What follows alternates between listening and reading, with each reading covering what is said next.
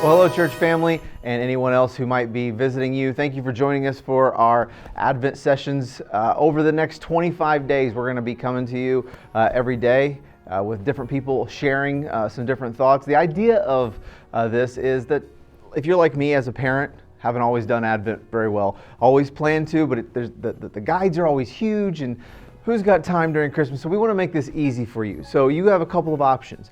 You can just tune in here once a day and hear from one of our pastors or church members and share that with your family and talk about it. Or you can take it a little further. You can pick up one of these guides that we have here at the church.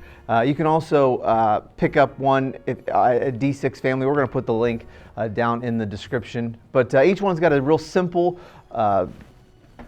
study that you can do in there. There's some activities you can do as much or as little as you want, but I just want to encourage you, have fun, talk about Advent and Christmas with your family, with some friends, and just enjoy this season. As we come to day one of Advent, I want to start off by reading the scripture selection for the day of December 1st. It comes from Genesis 3:15, and it says, "I will put enmity between you and the woman, and between your offspring and her offspring. He shall bruise your head, and you shall bruise his heel."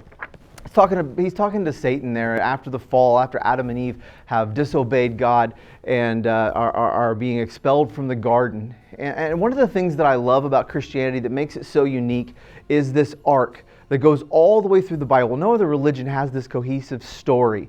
In Genesis 3, we have the beginning of the story where it ends in shame. Adam and Eve are leaving the garden having failed. And then the rest of the story is the story of a father.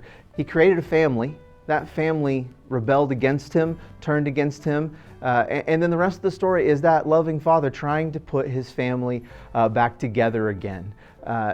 There's so many. He calls Abraham. He leads the children of Israel. All this stuff was to bring that family back together. There's a painting that I love. I don't know where it really comes from, but it pictures Mary, who is very pregnant with the Christ, comforting Eve. And the picture shows Eve, her head is down in shame. She is broken. The serpent is still wrapped around her leg, and she has her hand extended, touching the belly of the promised Messiah. And I love that story because it shows this arc of the story of our Father who would not leave Eve in her shame.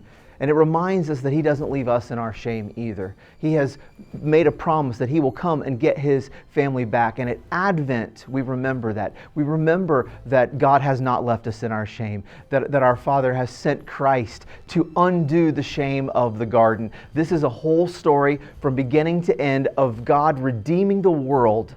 And at Advent, we remember that you and I are included in that beautiful story of redemption of a father bringing his children back home. God bless you. Enjoy the Advent season, and Merry Christmas.